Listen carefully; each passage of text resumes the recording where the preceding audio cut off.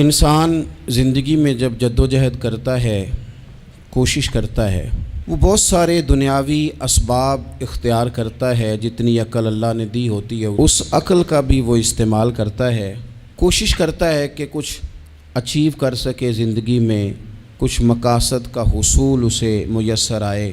عزیز بھائیوں، ایک بات اپنے ذہن میں اچھی طرح بٹھا لیں اور لکھ لیں کہ زندگی میں جو کسی بندے کو کامیابی حاصل ہوتی ہے وہ رب تعالیٰ کی مدد سے حاصل ہوتی ہے۔ اگر رب تعالیٰ مددگار ہو تو پھر کوئی چیز بھی رستے میں رکاوٹ نہیں بنتی، اور اگر مالک کریم کو منظور نہ ہو تو انسان بہترین سیاستدان ہو، اچھا ایڈمنسٹریٹر ہو، اس کا ذہن بڑی وسعت رکھتا ہو، بڑی اچھی پلاننگ کرنا جانتا ہو، سارا کچھ ہو، تو بندہ ناکام ہو جاتا ہے۔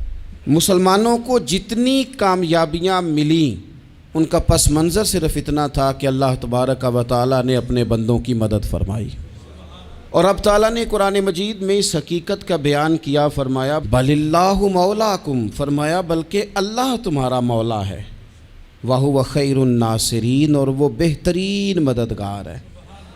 وہ جو رب تمہارا مولا ہے وہ بہترین مددگار ہے، اور اگر وہ مدد کرے تمہاری، سورہ آل عمران میں آگے جا کے ارشاد فرمایا اگر اللہ مدد کرے تو پھر تم پر کوئی غالب نہیں آ سکتا، اور اگر وہ تمہاری مدد چھوڑ دے تو پھر کوئی تمہاری مدد کر سکتا، کوئی مدد نہیں کر سکتا۔ بدر کی جنگ بھی اور فتح مکہ بھی رمضان المبارک میں ہوا ہے۔ میں دونوں پر غور کر رہا تھا تو ایک نیا مضمون میرے ذہن میں آنے لگا۔ بدر کی جو جنگ ہے اس میں بھی ایک عجیب انقلاب آیا ہے کہ 313 نے 1000 سے مقابلہ کیا، اور جن 1000 سے مقابلہ کیا وہ اسلحے سے لیس تھے، اور یہ جو 313 ہیں ان کے پاس 6 زرہیں، 8 تلواریں، چند گھوڑے، لیکن اللہ نے کامیابی دی تو خود رب نے بیان کیا کس طرح دی، فرمایا وَلَقَدْ نَصَرَكُمُ اللَّهُ بِبَدْرٍ وَأَنْتُمْ أَذِلَّةٌ۔ وہ کامیابی اس طرح ملی ہے کہ رب نے تمہاری مدد کی تھی، تم تو کمزور تھے، اللہ نے بدر میں تمہاری مدد کی، تم جیت گئے۔ وَلَقَدْ نَصَرَكُمُ اللَّهُ بِبَدْرٍ وَأَنْتُمْ أَذِلَّةٌ، اللہ نے بدر میں تمہاری مدد کی، تم تو کمزور تھے۔ پھر فتح مکہ نصیب ہوئی تو اس میں بھی بہترین منصوبہ بندی نبی پاک علیہ السلام نے فرمائی، بہترین حکمت عملی حضور نے اپنائی، لیکن ہمیں جو اللہ رسول نے بات سمجھائی وہ کیا ہے؟ اذا جاء نصر اللہ والفتح، فرمایا جب اللہ کی مدد آئی اور فتح نصیب ہو گئی۔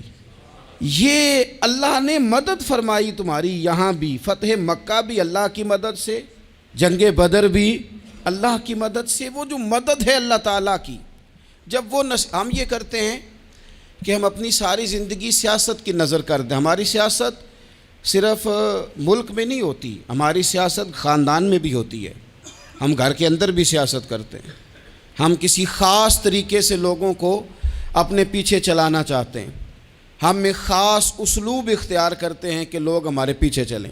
اس کا نقصان ہمیں یہ ہوتا ہے کہ سیاست جو ہوتی ہے یہ شطرنج کے ہیر پھیر کی طرح ہوتی ہے، تو اس کے راز بڑی جلدی کھلنے لگ جاتے ہیں، پتہ چل جاتا ہے کہ بندہ مخلص نہیں تھا، سیاست کر رہا تھا، طریقے سلیقے سے اس نے جوڑ کے رکھا ہوا تھا۔ ہم ہر جگہ سیاست کے بل بوتے پر چیزوں کو لے کے چلنا چاہتے ہیں، سیاستیں ناکام ہو جاتی ہیں، سیانے لوگ فیل ہو جاتے ہیں، بچتا صرف وہی ہے جس کے پیچھے رب تعالیٰ کی مدد شامل حال ہوتی ہے۔ اپنی زندگی کے اندر ہم جو کچھ بھی کر رہے ہیں، جس شعبے سے بھی ہمارا تعلق ہے، آج ہم نے اس بات پہ غور کرنا ہے کہ پہلے تو یہ غور کر لیں کہ جو کام ہم کر رہے ہیں کیا وہ کام ایسا ہے کہ اس میں اللہ کی مدد ہمیں ملے گی؟ اگر آپ کوئی معاذ اللہ ناجائز کام کر رہے ہیں، فعل حرام کا ارتکاب کر رہے ہیں، تو اس میں تو مدد الہی آئے گی نہیں۔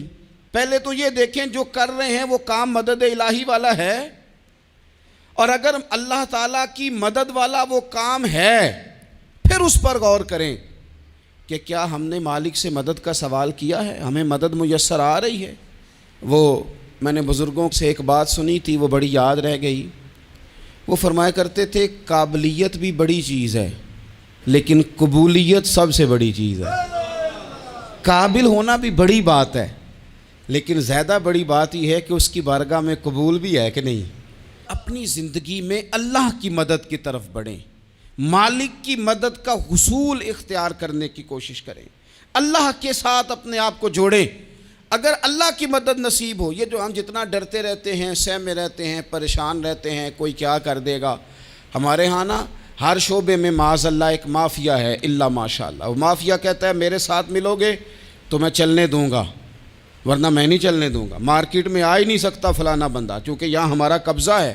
اور میرے بھائی پھر بہت سارے لوگ جن کی نیتیں اور ارادے بڑے اچھے ہوتے ہیں شروع میں، وہ بھی اس مافیا کا شکار ہو جاتے ہیں اور ان کے رنگ میں رنگ جاتے ہیں۔ یاد رکھنا، کسی شخص کی بلیک میلنگ کا کبھی شکار نہ ہونا، کبھی کسی کی میٹھی اور مسجع مکفہ باتوں کا شکار نہ ہونا۔ کوئی کیا کر سکتا ہے اگر اللہ مددگار ہو تو؟ جس کو رب کریم اٹھانا چاہے اسے کوئی گرا سکتا ہے؟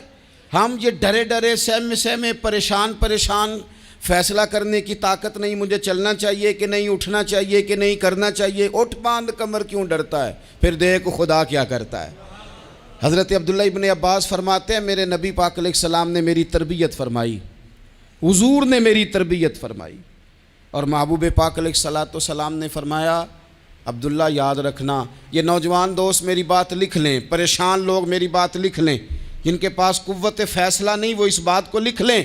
حضرت عبداللہ ابن عباس فرماتے ہیں میرے نبی پاک علیہ السلام نے مجھ سے فرمایا تھا عبداللہ سن، اگر ساری دنیا مل کے تیرا کوئی نفع کرنا چاہے کر نہیں سکتی جب تک میرے رب کی رضا نہ ہو، اور فرمایا ساری دنیا مل کے تیرا کچھ بگاڑنا چاہے تو عبداللہ بگاڑ نہیں سکتی جب تک رب کریم کی حکمت کا تقاضا نہ ہو۔ لوگوں سے ڈرنا، لوگوں کی طرف دیکھنا، ماحول دیکھ کے اپنے راہ کا تعین کرنا، ہر بندے کے خیالات کے مطابق ڈھلنے کی کوشش کرنا، فلانا نہ ناراض ہو جائے، فلانا نہ ناراض ہو جائے، وہ جس نے ہونا ہو جائے، بس رب رسول ناراض نہ ہو۔ اپنی زندگی میں اپنے مالک کو مولا جان کے، بل اللہ مولاکم، اللہ تمہارا مولا ہے، وَهُوَ خَيْرُ النَّاصِرِينَ، وہ بہترین مددگار ہے۔ توجہ جب بھی کریں رب کی جانب کریں، اپنے دل کا قبلہ درست رکھیں، سوچوں کے زاویے سیدھے رکھیں۔ میرے بھائی مالک جب بندوبست کر دے نا، جب مالک بندوبست کر دے پھر ایسا بندوبست کرتا ہے کہ لوگوں کے پاس نا چارہ نہیں رہتا۔ حضرت مریم رضی اللہ تعالی عنہا پاک باز تھیں، مسجد میں رہی تھیں، پر مالک کی حکمت کے تقاضے بڑے عجیب ہیں نا۔ پھر جناب مریم کو اللہ تعالیٰ نے بغیر شوہر کے اولاد عطا کر دی۔ یہ بات ہی ایسی تھی، وہ کسی نے کہا تھا کہ مخلوق تو فنکار ہے اس درجہ کے پل بھر میں، سنگے در کعبہ سے بھی اصنام تراشے، تم کون ہو کیا چیز ہے داغ کبابی، لوگوں نے تو مریم پہ بھی الزام تراشے۔ تو لوگوں نے کہا کدھر سے لے آئی بچہ، تیرا باپ تو ایسا نہیں تھا، کہاں سے لے آئی؟ اللہ کرے میں آپ کو سمجھا سکوں، ذرا اپنے آپ کو وہاں کھڑا کریں کہ ایک پاک باز عورت، پاک باپ کی بیٹی، طیب ماں کی بیٹی، اور اللہ کے گھر میں پرورش پانے والی خاتون، ایک وہ وقت اور ایک یہ وقت کہ اس عورت کو کٹہرے میں کھڑا کر کے پوچھا جا رہا ہے کہ معاذ اللہ تیری گود میں بچہ جائز نہیں ہے، کہاں سے لائی ہے؟ اب خود سے صفائیاں بندہ کتنی کو دے، کتنی کو وضاحتیں کرے، اور میں نے تو اپنی زندگی میں دیکھا ہے زیادہ وضاحت دینے والے کو